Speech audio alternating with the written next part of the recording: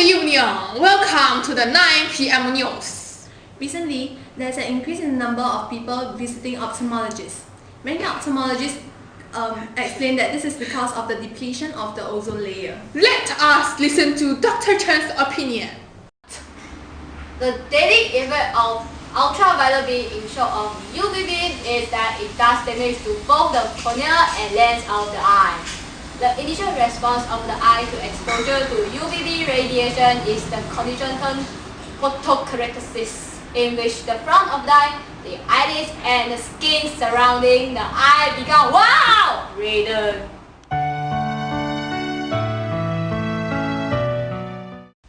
Cataract, a disease of the lens, is the most common form of optical damage associated with UV exposure. Just to name an example, in the United States, cataract is one of the main causes of blindness. In developing countries where there is the greatest number of aged population in the world, and thus these kind of operations are not always available. Therefore, cataracts cause many to turn blind and can become a health problem. The ozone layer encircles the entire globe of the Earth, similar to a bubble, absorbing much harmful UV radiation, preventing infiltration into the Earth's surface. It is essential for human life as the ozone layer safeguards the Earth from ultraviolet radiation, which is especially UVB, which is a UV radiation with wavelengths.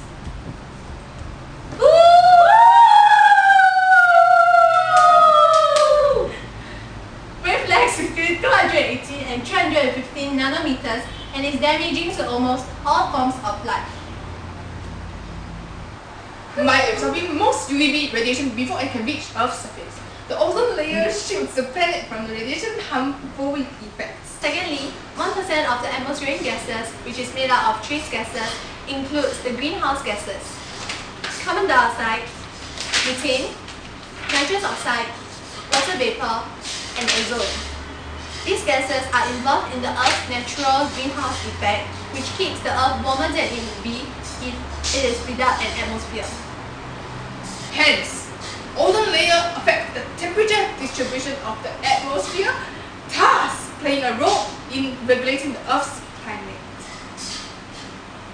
We shall now invite Dr. Sui to elaborate on the problems that humans will face due to ozone depletion.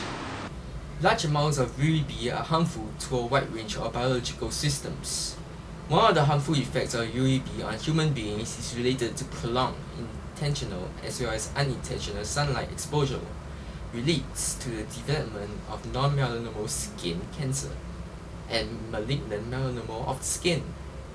Studies have shown that in Europe, people who are now 30 years of age have a higher risk of melanoma than the people of the same age group a decade ago. Ultraviolet radiation is known to affect the immunological defenses of the skin. The skin often is the first point of contact with many foreign substances, including infectious agents. In these instances, the skin's immune response is the body's first line of defense.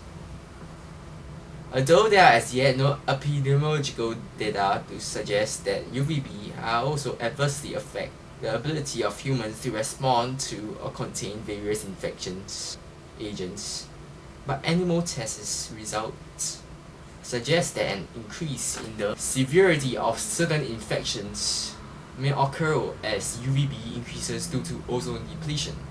An increase of UV radiation is expected to affect crops. A number of economical important species of plants, such as rice, depend on cyanobacteria residing on their roots for the preservation of nitrogen.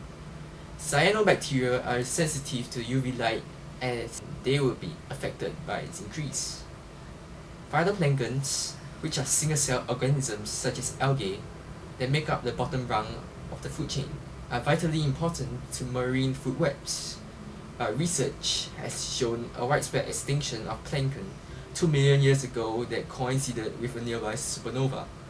Plankton are particularly vulnerable to effects of UV light, and thus researchers consider that the extinction was caused by a significant weakening of the ozone layer at that period of time, when the radiation from the supernova produced nitrogen oxides that catalyzed the destruction of ozone.